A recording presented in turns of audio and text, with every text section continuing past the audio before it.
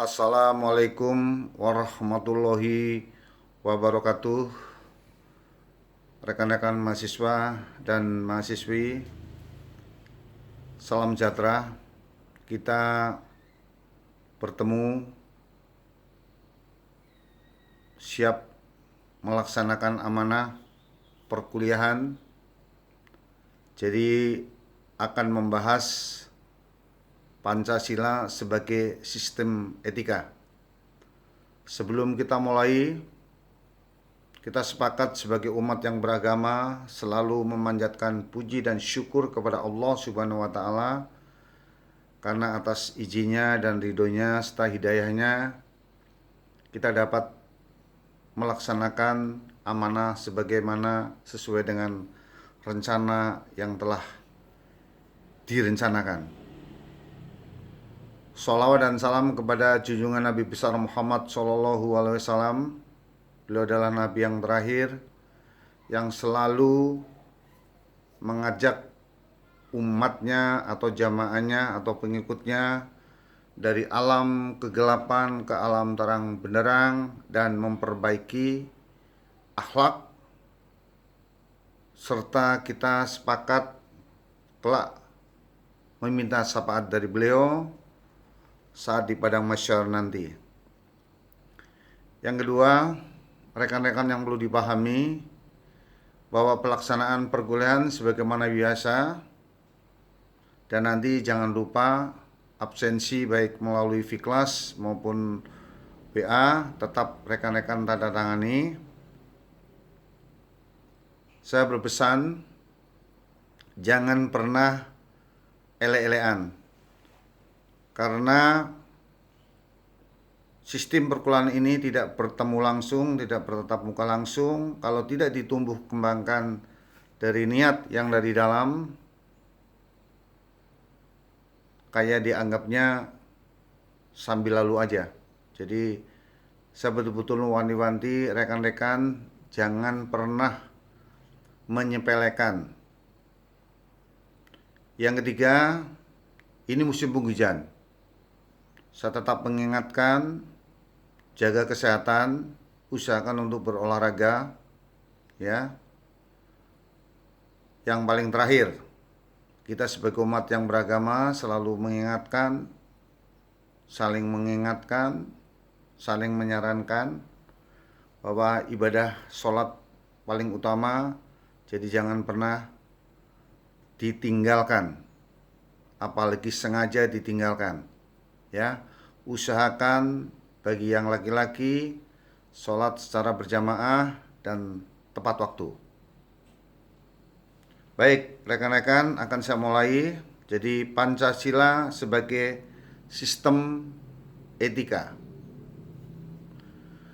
Kalau kita berbicara tentang Pancasila, sudah merupakan bagian dari pemikiran perorangan, ya, merupakan suatu proses kausalitas. Ingat, kausalitas adalah sebab akibat dari Pancasila, yaitu sebelum disahkan menjadi dasar negara, nilai-nilai Pancasila dalam kehidupan sehari-hari, baik sebagai pandangan hidup, bangsa, dan filsafat hidup, telah mengkristalisasikan dalam kehidupan berbangsa dan negara. Jadi kalau kita jabarkan bahwa Pancasila itu sebagai dasar negara, sebagai dasar ideologi, sebagai dasar falsafah, pedoman, pegangan, ya, yang paling terakhir sumber dari segala sumber hukum, ya, dan itu sudah merupakan kristalisasi, artinya tidak bisa dipisahkan. Jadi Pancasila lahir itu berdasarkan perjuangan sejak zaman raja-raja sampai perjuangan para pahlawan kita, pahlawan revolusi, pahlawan kemerdekaan, ya. Dan kita hanya setelah berdiri dasar negara dengan dasarnya Pancasila, kita mengisi, karena tujuan bangsa kita yang selalu kita cita-citakan baik sistem ekonominya, baik sistem politiknya, baik sistem pendidikannya harus seimbang dan selaras serta berkesinambungan. Kenapa? Karena nilai-nilai Pancasila telah diyakini kebenarannya, menimbulkan tekad untuk mewujudkan sikap dan tingkah lakunya. Jadi kalau kita berbicara etika, etika adalah perilaku seseorang, ya, yang mencerminkan suatu budaya bangsa. Kalau kita berbicara tentang bangsa, berarti budaya bangsa. Kita punya ciri khas bangsa Indonesia adalah punya sifat gotong royong, tepo siluro, ya. Setiap membahas sesuatu persoalan pasti berdasarkan musyawarah dan mufakat. Tidak mau menang sendiri atau tidak mau dibilangin hebat sendiri. Yang perlu dipahami. Jadi etika itu sangat mendasari dalam segala lini kehidupan. Dan orang yang selalu beretika, bukan etika itu ditujukan kepada orang lain, melainkan apa etika itu? Menghormati diri kita sendiri. Kalau Anda tidak beretika, pasti orang lain mencela. Ya kan? Dari tindakannya, ucapannya, perilakunya. Oke? Rekan-rekan mahasiswa dan mahasiswi, ya. Kalau mungkin untuk lebih jelasnya ya sampean nanti bisa lihatlah definisi etika. Kan etika ialah satu ilmu yang mempelajari tentang perilaku kehidupan manusia. Ya kan? Baik perilakunya, tutur katanya, ucapannya, tindakannya. Sekarang Pancasila lahir bersama dengan lahirnya bangsa Indonesia yang merupakan ciri bangsa Indonesia dalam sikap mental maupun tingkah laku sehingga dapat dibedakan dengan negara lain. Coba rekan-rekan pahami dan rekan-rekan renungi serta rekan-rekan analisa. Ya. Pada hakikatnya manusia di Indonesia dari dulu sampai sekarang adalah masyarakat yang religius. Artinya begini, walaupun dulu mungkin masih kita percaya nenek moyang kita tentang animisme, dinamisme, ya mungkin ini saya mengingatkan kembali suatu sejarah. Walaupun animisme, dinamisme itu suatu kepercayaan, tetapi dia percaya ada kekuatan yang lebih hebat, yang lebih dahsyat dari dirinya sendiri. Ya, setelah perkembangannya masuk agama Islam, Hindu, Bali, Buddha, ya, Konghucu, Nasrani, ya, baru. Maka dari itu, untuk mencerminkan bahwa bangsa kita sebagai bangsa yang religius diatur. Saya mengulangi lagi, di dalam pasal 29 Undang-Undang Dasar 1945 bahwa setiap warga negara, ya kan, berhak memilih agama dan kepercayaan masing-masing.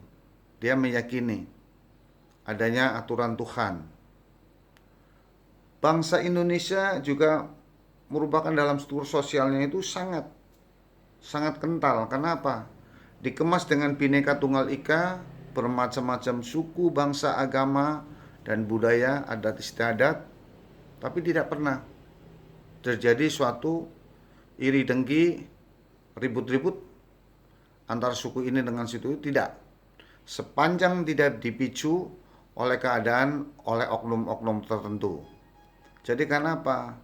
Kita meyakini bahwa bangsa Indonesia memilih dasar negara Pancasila bukan yang dirumuskan oleh satu orang maupun salah satu, tapi tidak, melalui perjuangan. Setelah dalam perjuangan pahlawan-pahlawan nasional, ada di situ PUPKI, ada PPKI, itu berapa rumusannya, macam-macam. Jadi ahli-ahli pada saat itu dia merumuskan yang pantas untuk menjadikan dasar setelah ideologi bangsa Indonesia adalah sesuai dengan budayanya, ya kan, adat istiadatnya, beraneka ragam agamanya. Disitulah Pancasila dimunculkan. Terus cita-cita dan kesatuan tercermin dalam berbagai istilah seperti tanah air, tanah tumpah darah, Bhinneka Tunggal Ika, merah putih, gotong royong, dan sekaligus cermin nasionalisme. Coba lagunya Indonesia Raya, Padamu Negeri, ya kan? Dikemas dengan satu tadi yang saya sampaikan tentang Bhinneka Tunggal Ika. Benderanya merah putih, kepribadiannya selalu gotong royong. Kan di Indonesia ini ada rukun RT, rukun warga, ya kan? Rukun desa, semua dikemas dalam kebersamaan. Kenapa harus seperti itu? Karena apa tujuannya? Mencari ya tujuan masyarakat yang gemah ripah loh Jinawi, ya kan, Toto Tentrem Ketara Harjo, yang kalau selalu kita ceritakan adalah masyarakat yang madani. Nah, rekan-rekan ini termasuk saya pribadi harus punya sifat nasionalisme, bangga dengan bangsanya. Nah, bangga itu jangan cuma hanya sekedar bangga. Bagaimana cara mengisinya? Ya sesuaikan dengan amanah yang kita emban. Sementara ini amanah saya apa? Sebagai mahasiswa. Berarti belajar yang benar. Cara belajar yang benar bagaimana? Ya disiplin. Waktunya kuliah. Waktunya belajar. Ya. Waktunya kita olahraga. Karena apa? Kita memerlukan regenerasi yang punya sifat nasionalisme, yang untuk menyongsong negara Indonesia itu tidak bisa dikalahkan, tidak bisa disepelekan, tidak bisa dianggap remeh oleh negara-negara lain. Karena apa? Namanya hidup ini selalu bersaing. Makanya sifatnya itu tadi kausalitas itu sebab akibat. Kalau kita ele-elean, kalau kita tidak siap, apa yang terjadi? Ya pasti akan disepelekan. Begitu juga diri kita. Kalau kita jadi mahasiswa cuman pelongah-pelongo, tengok kiri, tengok kanan, ketika diajak diskusi tidak pernah nyambung, tidak pernah saling menyarankan, saling memberikan masukan secara intelektual, pasti lawan bicaranya menganggap sampean ini jadi mahasiswa tapi mahasiswa yang pelongah-pelongo kan, malu kan? Nah ini, jadi tolong negara kita atas dasar Pancasila. Kalau ditinjau dari segi etikanya, makanya rekan-rekan betul-betul etika itu dikedepankan dalam kehidupan. Ya, karena apa? Kita selalu ingatkan ini berulang-ulang ini ya. Di Indonesia ini kan ada beberapa norma ya, norma kesopanan, ya kan, norma susila, norma agama, dan norma hukum. Ini semuanya norma. Tujuannya apa?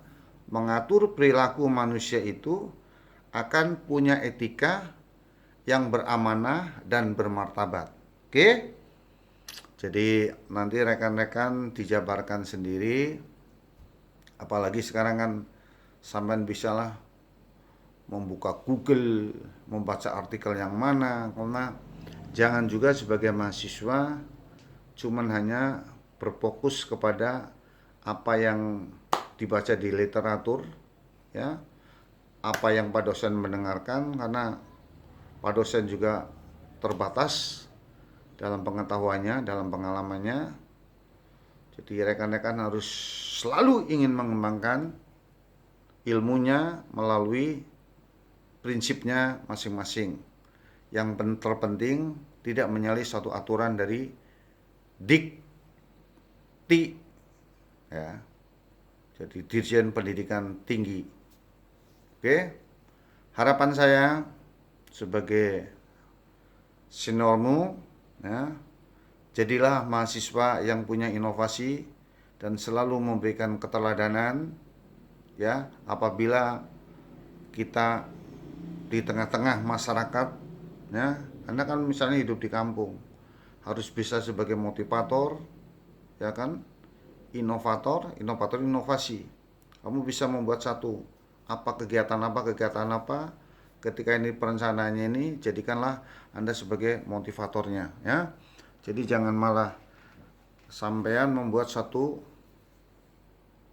keresahan di tengah-tengah masyarakat. Karena harapan apalagi rekan-rekan ini mahasiswa di perguruan agama yang nuansanya agama. Jadi harus bisa memberikan contoh. Contoh yang paling terbaik dalam kehidupan adalah Rasulullah. Punya sifatnya itu ada amanah, tabligh, zuhud, ya kan, patona, sidik. Kalau sampean bisa mencontoh itu, insya Allah rekan-rekan mahasiswa akan menjadi manusia yang punya tanggung jawab, amanah secara baik, dan insya Allah ke depan akan menjadi martabat untuk dirinya, martabat bagi bangsanya, martabat bagi seluruhnya. Oke? Kalau ada sesuatu yang kurang berkenan, nanti sudah saya pesankan lagi ya. Jadi kita ini betul-betul saling mengisi, dan yang perlu saya ingatkan lagi sekali lagi ya, karena ini musim penghujan, jangan pernah terhenti untuk tidak berolahraga. Nah, jangan pernah terhenti untuk berolahraga.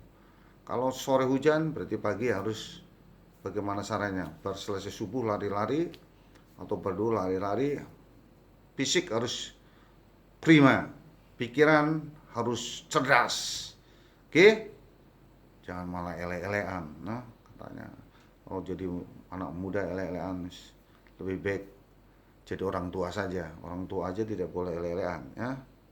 Nanti kalau muda ele-elean, tuanya malah cepat rapuh. Ya, jadi yang cewek juga harus rajin, yang cowok lebih-lebih. Kalau ada sesuatu yang kurang berkenan secara pribadi, saya mohon maaf. Kalau ada satu kebaikan pasti datangnya dari Allah Subhanahu wa taala. Terima kasih. Wassalamualaikum warahmatullahi wabarakatuh.